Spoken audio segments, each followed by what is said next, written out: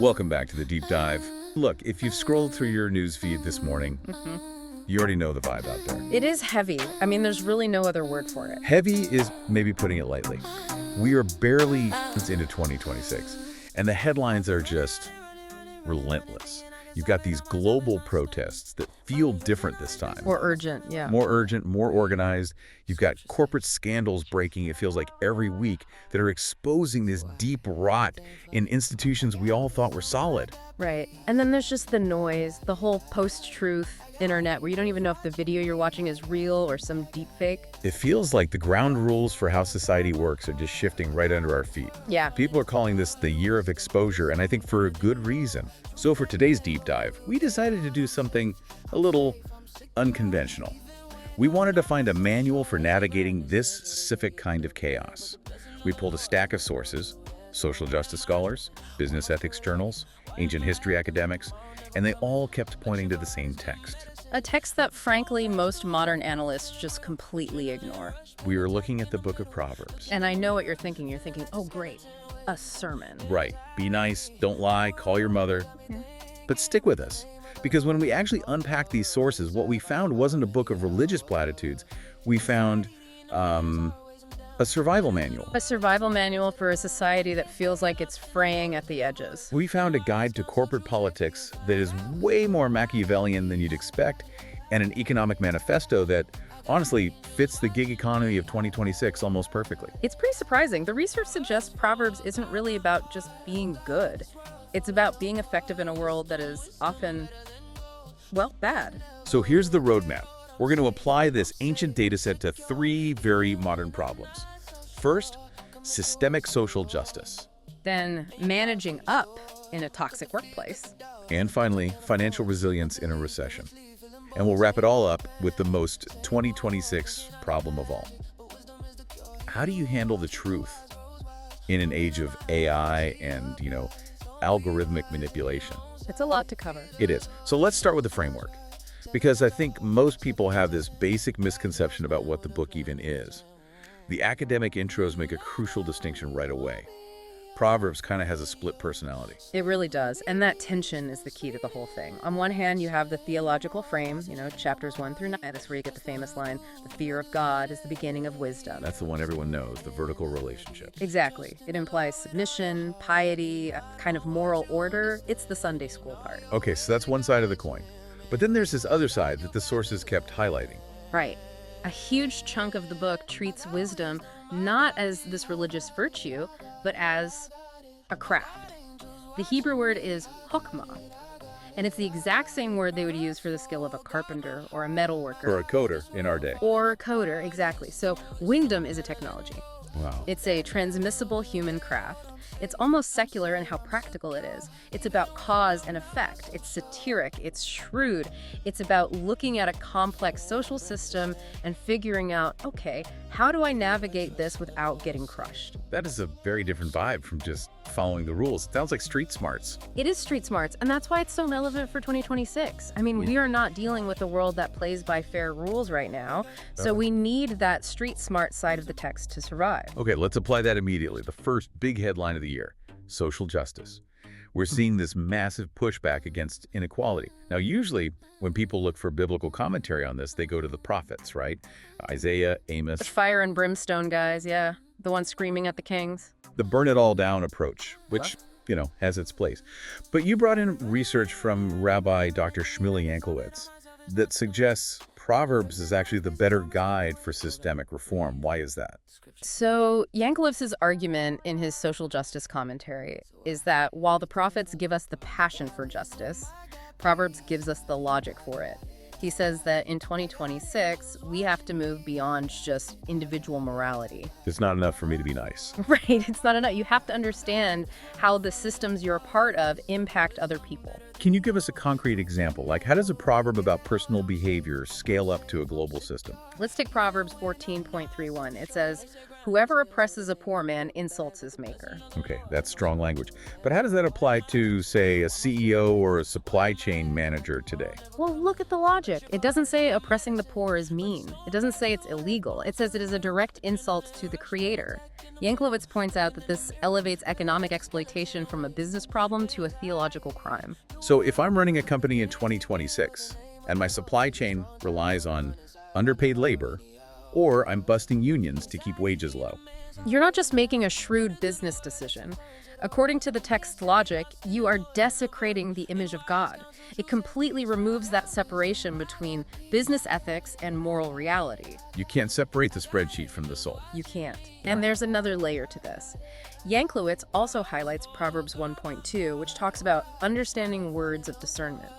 Now, in the Hebrew, that idea of discernment implies being able to distinguish right from wrong within complex structures. Meaning what, exactly? It means ignorance is not an excuse. You can't just say, oh, I didn't know my supply chain was dirty, or I didn't realize that policy would hurt those people. In this context, wisdom is the active responsibility to investigate the systems you participate in. So it's a call to be a whistleblower, to challenge the status quo. Yes. The wise person isn't the one who keeps their head down and follows orders. The wise person is the activist who calls out the rot in the system. Passive compliance is framed as foolishness. Active engagement is wisdom. Precisely. That actually segues perfectly into our next segment, because a lot of our listeners might agree with all of that in principle, but they still have to go to work tomorrow. They have to survive in these corporate hierarchies that are, let's be honest, often toxic. Right. The Monday morning problem. How do you stay ethical without getting fired? And this was the most surprising part of the research for me. We usually think of Solomon as this golden king writing from, a palace of perfection. But the sources point to a specific section, chapters 25 through 29, that just feels darker. This is what Dr. Kyle Dunham calls Solomon 2. Solomon 2, like it's a sequel. In a way. The text itself says these proverbs were copied by the men of Hezekiah. Now, for context, Hezekiah was a king who lived centuries after Solomon. He was trying to reform a nation that had completely fallen apart. So it was a time of political instability, corruption. And danger. So his scribes went back into the archives and pulled out the hard stuff because they were living in hard times. Dunham calls it elevated wisdom. If the first half of the book is elementary school, work hard and you'll get rich, this section is grad school. It's a handbook for the mid-level executive in a corrupt administration. Exactly. And the whole character of the king, or let's just say the boss or the CEO, it changes. In the early chapters, the king is this fountain of justice. But in Solomon 2, the king is a flawed person. He lacks self-restraint. He's liable to pervert justice. Sounds like a few tech CEOs we've been reading about lately. The whole founder mode personality. It's strikingly modern. So the curriculum shifts from how to succeed to how to survive. And this is where that connection to the Egyptian text, the instruction of a Menemope, comes in. Right. The source from Detroit Baptist Seminary mentioned this. Walk us through that connection. Well, scholars have known for a while that a part of Proverbs chapters 22 to 24 borrows heavily from this Egyptian wisdom literature. It's essentially courtier instruction, how a young official can survive in the Pharaoh's court without, getting his head cut off. So what's the tactical advice for the modern employee? It is brutal. Look at Proverbs 23, verses 1 to 3. When you sit down to eat with a ruler, observe carefully what is before you, and put a knife to your throat if you are given to appetite. Put a knife to your throat. That is graphic. It's a metaphor, obviously, but it's for extreme self-censorship. It's saying, when you are in the presence of power, do not get comfortable. Do not believe for a second that you are part of the family. It's a warning against the perks, the free lunches, the proximity to the C-suite. The delicacies, yes. The text calls that food deceptive. It's a trap. In a modern context, this is a warning against drinking the corporate Kool-Aid. If you are working for a narcissistic leader or a volatile company, the text says, guard your speech. Limit your exposure. Don't let your ambition blind you to the danger you're in. Exactly. Don't let your appetite, your desire for promotion, make you a pawn. It's profound. It's not saying quit. It's saying manage up with your eyes wide open. It's a guide to detachment, almost. It is. It teaches you how to navigate that hierarchy without losing your soul or your reputation when the inevitable crash happens. Which brings us to the crash, or at least the fear of one. We've talked social justice, we've talked corporate politics, but we have to talk money. 2026 is a year of real economic anxiety. Inflation is weird. Jobs feel unstable. And this is where we have to reevaluate one of the most famous figures in the whole book, the Proverbs 31 woman. The woman of valor. Now, I'll be honest. Growing up, I always heard this passage used to describe the ultimate housewife. She cooks, she cleans, she sews.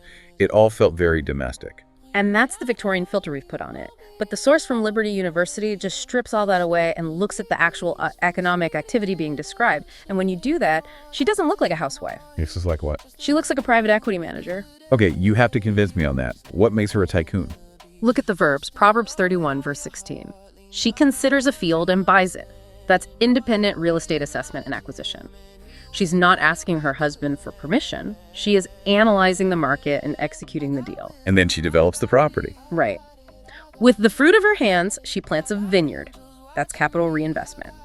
She's taking the profit from one venture, say, her manufacturing business, and pouring it into a new asset class, agriculture. She is diversifying her revenue streams. She's also in manufacturing and trade. Yes. She makes linen garments, and she sells them to the merchants. And the text specifically says she perceives that her merchandise is profitable. She understands margins. She understands her supply chain. She's a business owner. There was a specific Hebrew word in the notes that you highlighted about her title. Eshet Cheel. Yes. So Eshet means woman, but Sheol, that's a military term. It's used throughout the Bible to describe mighty warriors or an army.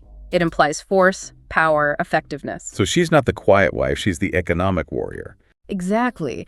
And the result of all this hustle, the real estate, the manufacturing, the trade, is this incredible line. She laughs at the time to come. She laughs at the future. Just think about that for a minute in the context of 2026.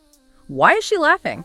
It's not because she's naive. She's laughing because she has built such a robust, defensive financial position. She has hard assets, cash flow, trade networks, that she's anti-fragile. She's hedged her risk so effectively that anxiety is replaced by confidence. That is the goal. The text suggests that the real antidote to economic fear isn't just hoarding, it's industrious diversification. It's building a portfolio that can actually weather the storm. I love that. It frames financial independence as a form of spiritual resilience. And it notes she commands respect in the gates. The public square, the place of law and politics. She isn't hidden away at home. She is a public power player. Okay, so we have the activist challenging the system, the executive surviving the toxic boss, the entrepreneur building resilience. But there's one more layer to this 2026 onion. The epistemological layer. The post-truth problem. We are swimming in AI hallucinations, deepfakes, and influencers who speak with 100% confidence about things they just don't understand. And this is where we meet a guy named Agur. Agur.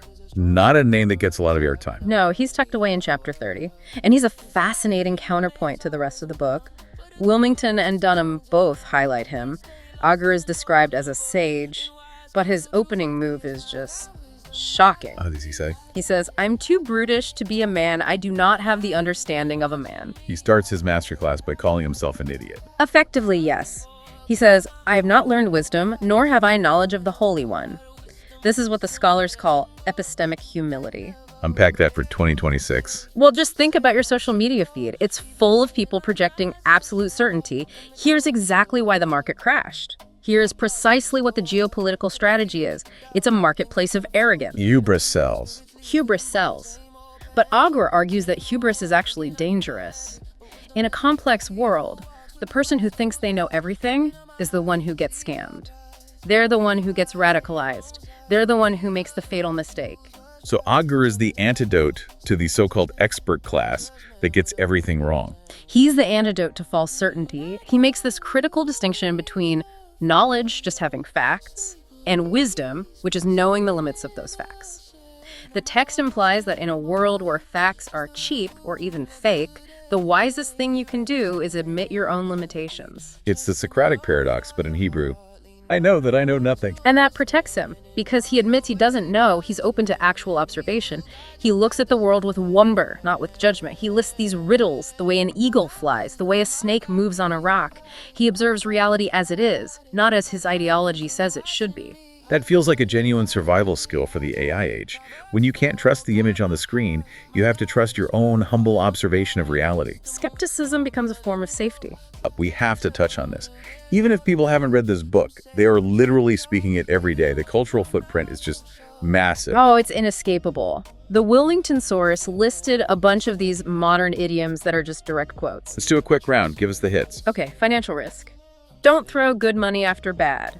That's a paraphrase of Proverbs 30.32 about not forcing a bad situation. Emotional regulation, bite your tongue. That's Proverbs 23.2. What about let off steam? Proverbs 29.1.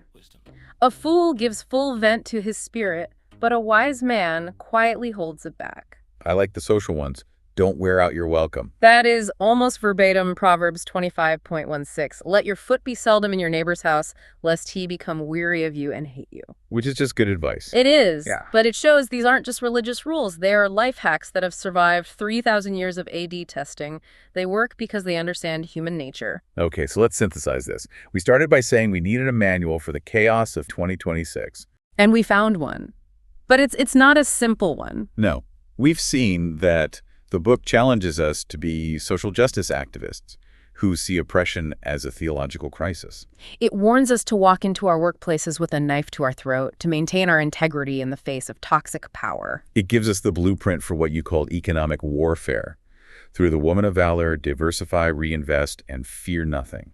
And finally, through Agur, it teaches us that in an age of fake news and total certainty, maybe the smartest thing you can be is humble.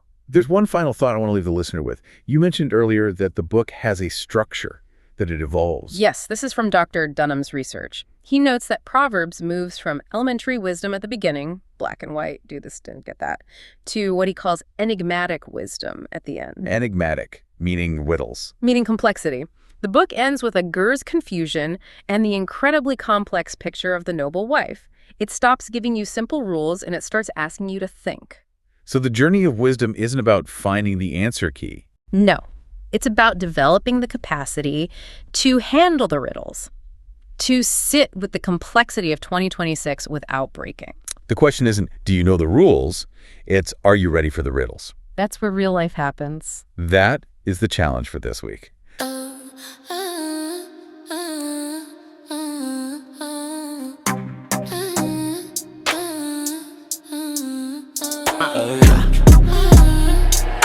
Dummy on the beat, so it's a bang. I've been running, thinking I can solve it all myself, it's not stunning. Mind is racing, all this space, storm is coming, wait. Hold up, breathe. The scripture says, Trust in the Lord with all your heart. so why everything falling apart? I got wisdom, I got peace. I got it, I got it, I got it. I got angels watching me. I got it, I got it, I got it. Proverbs 4, guard my heart. My God, this world falling apart. Wisdom better than gold. Truth that never will get old. I'm safe, I'm secure. Even when I'm not so sure. They say grind, they say hustle, they say get the bag. But the blessing of the Lord, there's no sorrow to it. So why am I stressing? Why my spirit lagging? Why am I acting like tomorrow never coming? A trip for heart is good medicine, but the storm passed through, left bones feeling brittle. Adrenaline rush, pain attack in the middle. Looking in the mirror, feeling like a skeleton. Wait, anxiety, new world order got me thinking, but the name of the Lord is a strong tower. Run inside, find the power any hour. Anxiety in a man's always I'm down, but a good word lets him turns it around. Can't stay lost in the noise and the void. In wise counsel, true safety is found. I got wisdom, I got peace. I got it, I got it, I got it. I got angels watching me. I got it, I got it, I got it. Proverbs 4, guard my heart. Oh God, this world falling apart. Wisdom better than gold. Truth that never will get old. I'm safe, I'm secure. Even when I'm not so sure. Commit your works to the Lord, and your thoughts get restored. Cut the fear, cut the doubt, all the things I can't afford. Mentally, spiritually, feeling bored. Same old panic, same old war. Thinking I need magic, but wisdom is the cure. He who walks with the wise grows wise. Open up my eyes, see the prize. Don't be wise in your own sight. Fear the Lord, choose what's right. 7 times I fall, 7 times I stand. Righteous man with a plan in his hand. When you lie down, you won't be afraid. Your sleep will be peaceful, sweet in the shade. No more tossing, no more heat, just the cool of the day. Resting in the beat, trust in the Lord with all your heart. Lean not on what you understand. In all your ways acknowledge Him, and He will guide your path to land. I got wisdom, I got peace. I got it, I got it, I got it. I got angels watching me. I got it, I got it, I got it. Proverbs 4, guard my heart. My God, this world falling apart. Wisdom, wisdom, better than gold. Truth that never will get old. I'm safe, I'm secure, even when I'm not so sure. But the fear brings a snare. But whoever trusts in the Lord is safe. I'm safe.